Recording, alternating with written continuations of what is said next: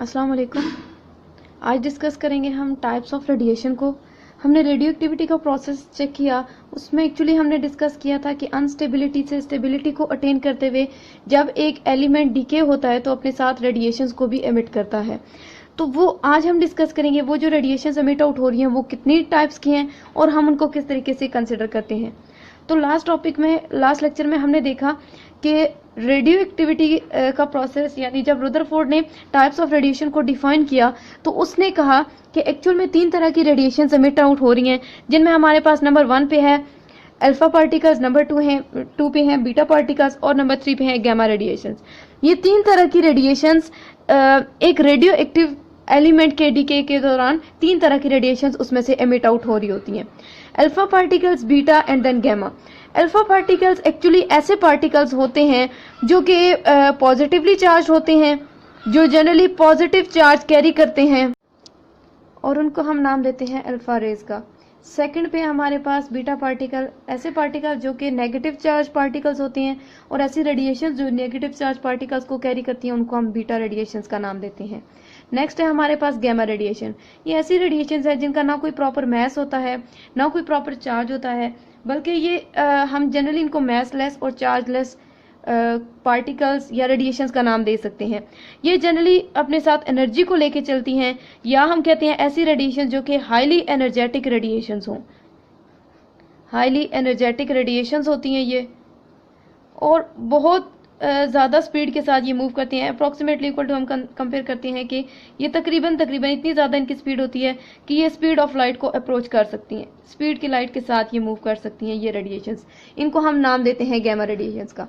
अब हम प्रॉपरली देखेंगे कि अल्फा पार्टिकल्स, बीटा पार्टिकल और गैमा पार्टिकल्स, ये गैमा रेडिएशंस का आपस में कैसे कंपेरिजन है, हम इनको किस तरीके से कंसिडर करते हैं। नंबर 1 पे हमारे पास अल्फा पार्टिकल्स। हम इनकी प्रॉपर्टीज को चेकआउट करेंगे और इनको बीटा और गैमा के साथ कंपेयर करेंगे। सबसे पहले हमारे पास बीटा पार्टिकल्स। हमने देखा कि ऐसी रेडिएशंस जो पॉजिटिव चार्ज को कैरी करती हैं उनको हम अल्फा रेडिएशंस का नाम देते हैं। और ये जो अल्फा पार्टिकल्स हैं, ये सबसे पहली जो प्रॉपर्टी है इनकी वो ये है कि ये पॉजिटिव चार्ज को कैरी करती हैं। These are positively charged particles. सबसे पहली मेजर प्रॉपर्टी, मेजर डिफरेंस जो है, these are positively charged particles. और जो हमारे पास हैं बीटा पार्टिकल्स, हम कहते हैं ये एक्चुअली ऐसे पार्टिकल्स होते हैं जो नेगेटिव चार्ज कैरी करते हैं। तो इसका हम कंसिडर करते हैं पहला मेजर डिफरेंस कि दीज आर नेगेटिवली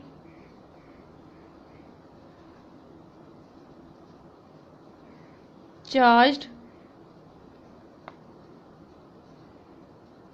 पार्टिकल्स। और तीसरी चीज है हमारे पास गैमा रेडिएशंस।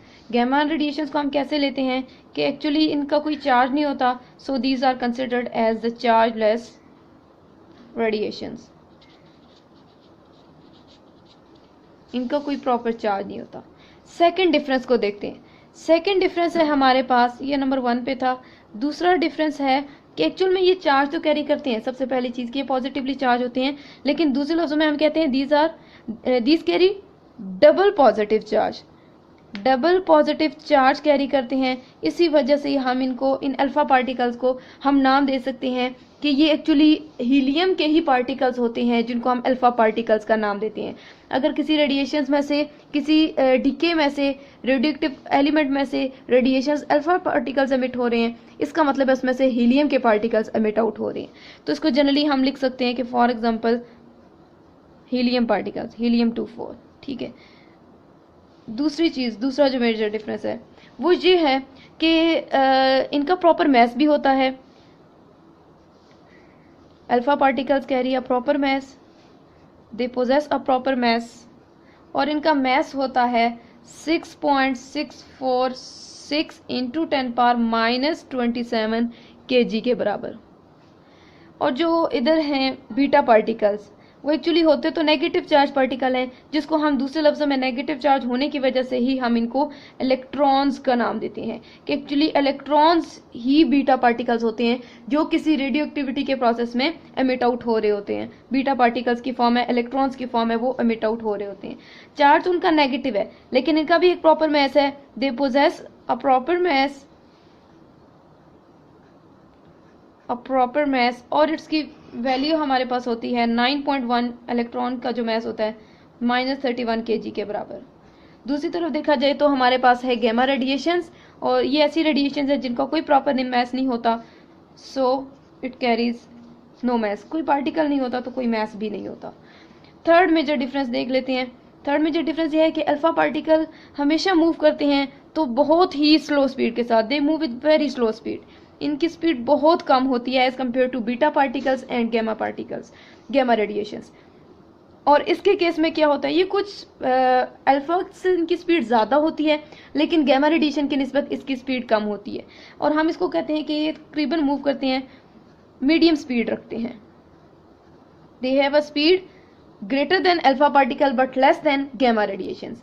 और जो गैमा रेडिएशंस है वो पहले ही हमने डिस्कस किया कि वो हाईली एनर्जेटिक हैं, इट मीन्स वो मूव करते हैं स्पीड ऑफ लाइट के साथ। इसका मतलब है कि वो मूव करेंगे, वो हाईली एनर्जेटिक रेडिएशंस मूव करेंगी वेरी फास्टली, ठीक है, और उसकी वैल्यू होती है तकरीबन 3 × 10⁸ मीटर पर सेकेंड, इतनी स्पीड के साथ वो मूव करके जा सकते हैं। फोर्थ मेजर डिफरेंस, फोर्थ ये है कि जब ये स्लो स्पीड के साथ मूव करते हैं उस केस में ये किसी दूसरे मीडियम में पेनिट्रेट नहीं कर सकते, इसकी पेनिट्रेटिंग या पेनिट्रेशन पावर जो है वो बहुत कम होती है as compare to beta particles and gamma radiations, least penetrating power, क्योंकि ये उस किसी मीडियम में प्रॉपरली पेनिट्रेट नहीं कर सकते, इस वजह से हम इनको नाम देते हैं कि ये लीस्ट पेनिट्रेशन शो करते हैं।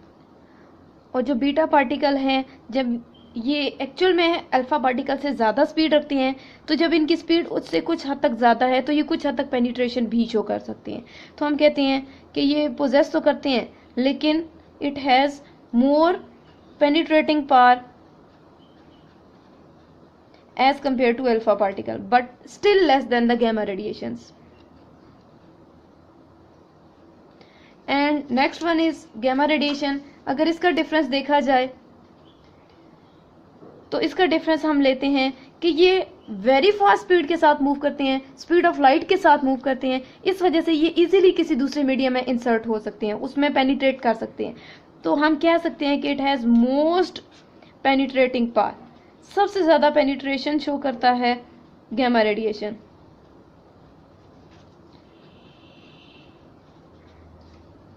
नेक्स्ट डिफरेंस है नंबर 5 पे, जब इसकी पेनिट्रेशन कम है, किसी मीडियम में इतनी जल्दी पेनिट्रेट नहीं करता क्योंकि ये बहुत स्पीड के साथ स्लो स्पीड के साथ मूव करता है, तो उस रिजल्ट में स्लो स्पीड होने की वजह से इसके रिजल्ट में, इसके रास्ते में जितने पार्टिकल्स आते हैं, जितने एलिमेंट्स आते हैं, उनको वो इजीली आयोनाइज कर सकता है। तो पेनिट्रेशन ये कम शो करता है लेकिन आयोनाइजेशन इसकी मैक्सिमम होती है। इट हैज़ द मोस्ट, या आप दूसरे लफ्जों में कह सकते हो मैक्सिमम आयोनाइजिंग पावर। और दूसरे केस में हम कहते हैं कि बीटा पार्टिकल कुछ हद तक ज़्यादा स्पीड के साथ मूव करते हैं, कुछ पेनिट्रेशन भी शो कर देते हैं और कुछ हद तक आयोनाइजेशन शो करते हैं, ना मैक्सिमम ना मिनिमम, एक मीडियम लेवल पे इनकी जो है वो आयोनाइजिंग पावर होती है। तो हम यहाँ पे भी कह देते हैं कि it has more ionising power. More means greater than alpha but less than gamma radiation. 50% penetration show करेगा, 50% आयोनाइजेशन शो करेगा। नेक्स्ट पे है गैमा रेडिएशन।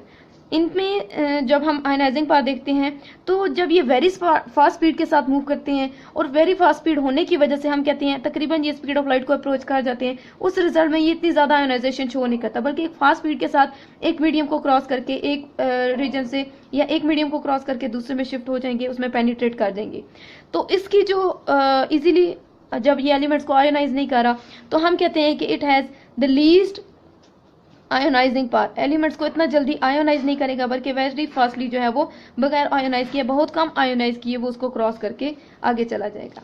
ये तो थे कुछ 4-5 डिफरेंसेस। हम एक मेजर लास्ट डिफरेंस है हम चेक कर लेते हैं, वो ये है कि जब हम अल्फा पार्टिकल्स की बात करते हैं कि अल्फा पार्टिकल किसी रेडिएशंस में से, किसी रेडियो एक्टिव एलिमेंट में से डीके के दौर पे वहाँ से एमिट आउट हो रहे हैं, तो ये इजीली स्टॉप हो सकते हैं जब हम इनके रास्ते में एक पेपर रख दें, एक सिंपल एक पेपर रख दें, पीस ऑफ पेपर रख दें, तो उससे इजीली ये स्टॉप हो सकते हैं।